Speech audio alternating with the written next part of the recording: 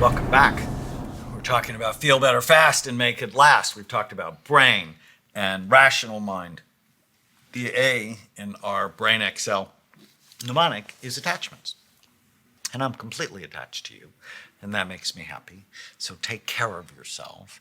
I have so many of my patients, their spouses are mad at them because they're not doing the right things for their health. Yeah, I would admit that would upset me. And they're like, because you're doing the wrong things for your health, you're going to leave me early and abandon me, and I really love you. That really upsets me. It actually feels selfish to me when I actually don't, if I start to get too far away from taking care of myself. Like if I don't exercise, for a week or whatever, it feels selfish for me because of my family. So we've been talking about this mnemonic, and the mnemonic is relating. You want to improve your relationships. So R is responsibility, E is empathy. And in the book, I actually talk about the golden rule, which is do unto others as you'd have them do unto you. And so it's so important to get outside of yourself and see things from their perspective rather than just your own. One thing I do when I'm praying and meditating is I do what I call the 30,000 foot view. So I like to pray and meditate and sort of like try to look at the whole situation from a distance with me in the situation and like try to see for like almost removed from it, like how would someone who's not attached to it see it? Because then I can see what I would do better or differently. The L is listening. Now, I often have said to my patients, relationships require two things: bonding, actual physical time together, which we'll talk about, and listening. You've helped me with this a lot with Chloe. Well, as a therapist, one of the first things you learn is active listening, that patients can solve most of their own problems.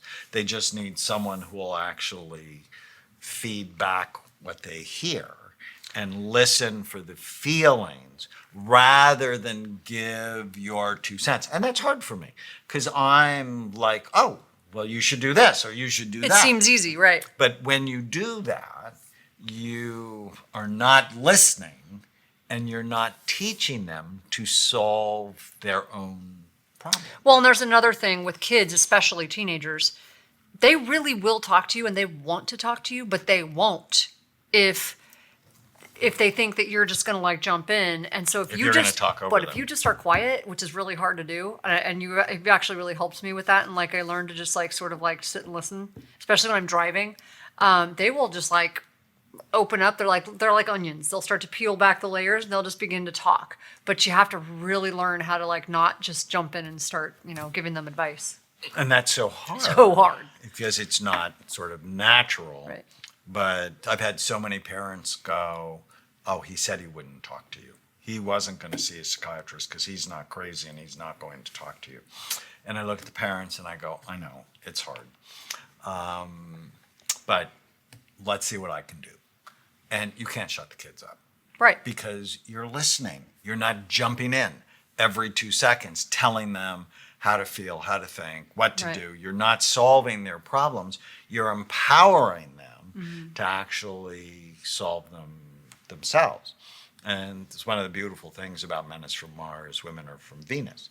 It taught men not to solve their partner's problems because their partners are plenty competent. It's to be a good sounding. But see, I'm like a guy. If I come to you, it's because I want you to solve it for me. So just FYI. So let's talk about 10 ways you mess up communication in the relationship. And number one is you have a poor attitude. You expect the conversation to go nowhere, so subsequently you don't direct it in a positive way. Negative assumptions about the other person feeds in to poor communication. You have unclear expectations and needs. You expect other people to guess what you want. Oh my God, so many women do this. My friends, I know so many women who do this, some of my friends. And they'll come tell me, well, he just doesn't get it, he doesn't understand. And then they'll start and I'm like, did you tell him? Like, I don't understand the whole guessing game thing. I totally don't get it, but they play this guessing game. Well, and I actually tell people It's weird. that they have to say it multiple times, especially because guys are distracted. But they do the same. He should know. He should know me by now. No, he should. No, you need to say it out loud. Like, what is that?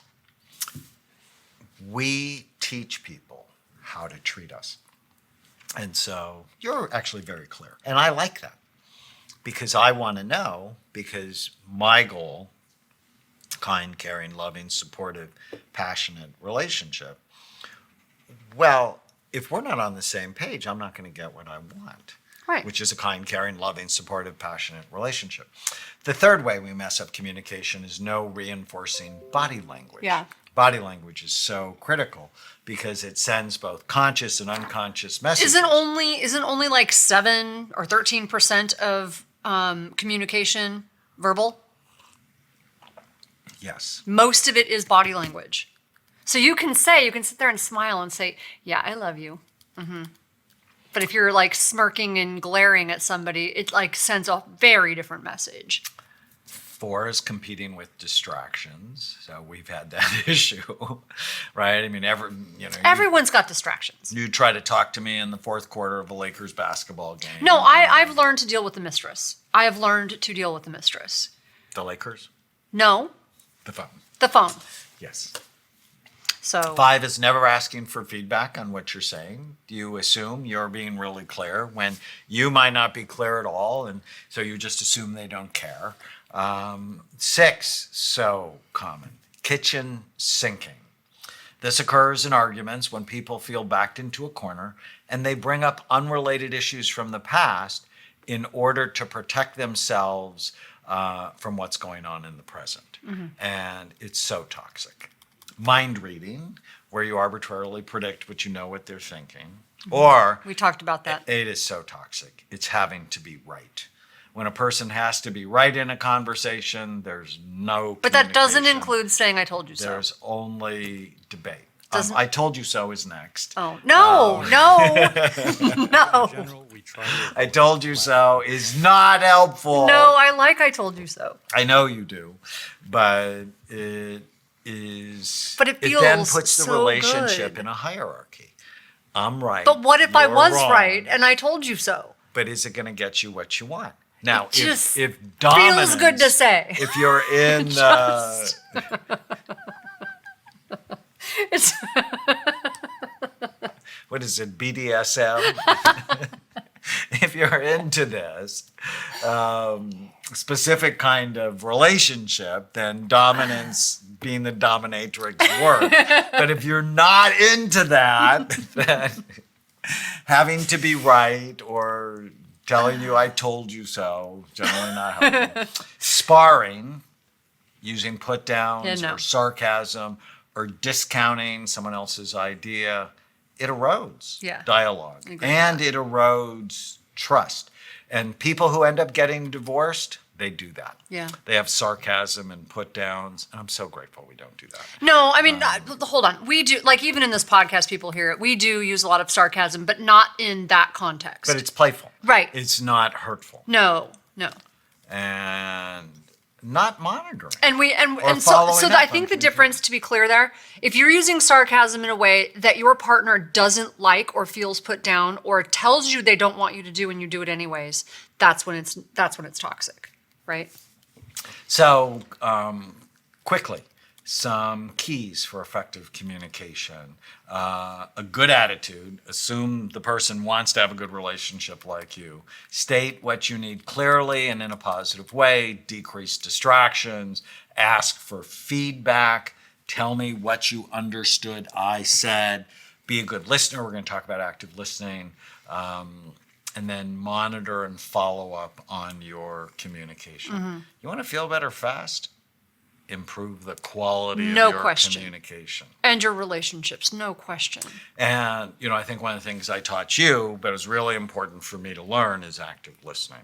So when someone says something to you, don't throw your 2 cents in. And it's so hard. Repeat back what But you once hear you practice it, and listen for the feelings behind what you hear. I hear you saying this. Oh, that seems like it makes you sad.